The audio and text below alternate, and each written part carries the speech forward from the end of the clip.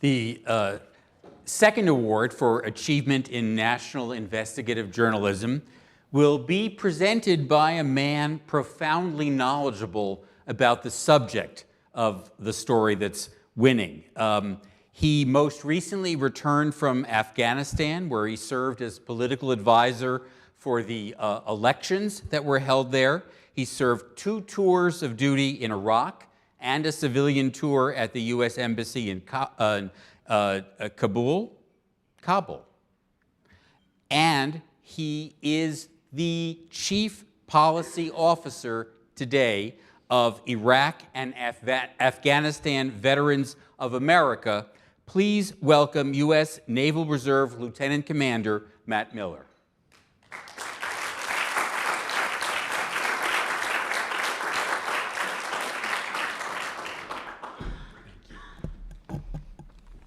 A little bit conflicted being up here. As Marty mentioned, I'm a public affairs officer in the Navy, dealing with the press, but I also am a recovering politician. I served as Chief of Staff to 5 different members of Congress, and thank the Lord we never had to go in front of any of you guys. But it's an honor to be here today. I'm representing Paul Rykoff, who unfortunately cannot be here, but on behalf of the 400,000 members of Iraq and Afghanistan Veterans of America, we'd just like to give a round of applause to the winners. And again, Paul just would like for me to send his regrets for not being able to be here. A little over a year ago, Americans woke up to the newspaper headlines about secret waiting lists, patient files being lost, and a government bureaucracy out of control. However, to us in the veterans community, this was not old news. For years, we at IAVA have been working to focus public attention on the VA's dereliction of duty after our members came home from Iraq and Afghanistan and were thrown into a medical system run amok. Thankfully, we weren't the only voice out there, and some leaders in the media were helping us turn a spotlight on the real problems of the mismanagement of oversight and bonuses given for poor performance at the VA. Today's award winner and her team helped lay the groundwork for the eventual change of leadership at the departments, widespread policy reforms, and increased scrutiny of the VA. Examining a massive federal bureaucracy may not seem like the sexiest story, but they put a focus on an extraordinarily important national problem that nobody else was looking at the time, and helped groups like IAVA in our efforts to change the system. Let's watch a clip of their documentary. And the Department of Veterans Affairs says that it is committed to providing the high-quality care that our veterans deserve at its 1,700 facilities nationwide. But through the course of our reporting, we met with current and former VA employees outraged by what they saw and continue to see. Whenever that sewer backs up, which it does regularly, the sewer water comes all the way up to the door of radiation therapy, right next to the rooms where the patients with compromised immune systems get their treatment. There's all this money for all these new projects, and they never touch the infrastructure. Failing to touch the infrastructure resulted in this: murky, contaminated water in the radiation therapy restroom at the Pittsburgh VA, the hospital where Navy veteran John Joseph Sorolla spent his last days.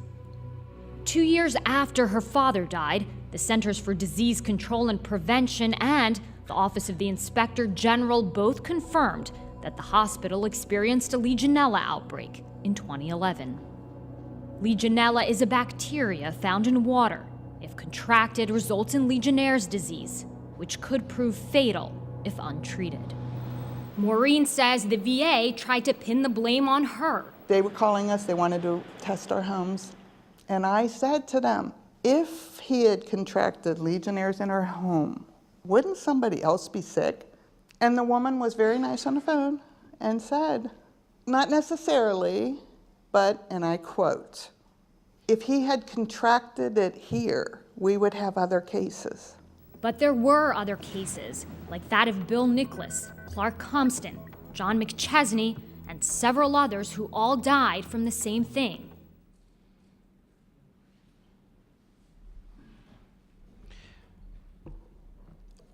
partly because of what she just exposed. The former head of the VA, General Shinseki, resigned, and now it is headed by Secretary Bob McDonald, who was a businessman, but you deserve great credit in that.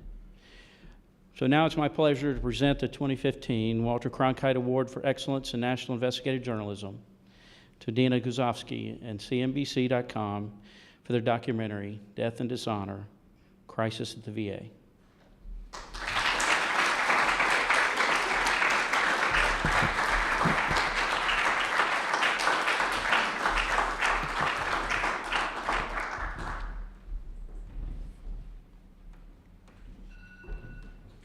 We've been talking a lot about whether or not, investigative journalism really matters in our media landscape anymore. And I just want to thank you so much in the school because, when we get awards like this as journalists, it just keeps us going and makes us want to fight the good fight. I feel a little bit silly, but very humbled to accept this award because none of it would have happened if it weren't for the people you saw there who can't accept awards like this. They couldn't even really appear. We couldn't film them. We had to put them in shadow, but they were so brave to come forward. They saw a problem, and I was fortunate enough for them to be able to share their stories with us. And this award really goes to them because we really started looking at this about a year before it really became a national scandal. And so these people had everything to lose. I mean, these were people who worked at the Department of the VA. These were people who went there for care, veterans who just got back from Iraq or Afghanistan or both. And, this award is really for them because they shared their stories. Of course, I have to thank everyone at CNBC who gave us the resources to do this. Nick Diogan, Scott Matthews, Rich Korn. We had a very small but mighty team. Albert Lewitton, who has been a friend and a mentor to me for many years.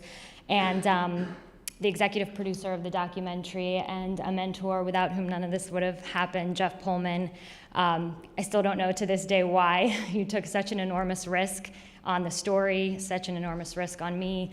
I'm so grateful to you for that, and everyone who was positively affected by the changes because of what we exposed is very grateful to you as well. This was such a big undertaking. Sometimes we didn't know if it was really going to see the light of day, and I want to thank my amazing friends and family, my parents who have done everything humanly possible for me to be able to succeed and do what I love to do. It has been the greatest joy, honor, and privilege in my life to be able to make you proud, and I hope that this is a really good start. So thank you.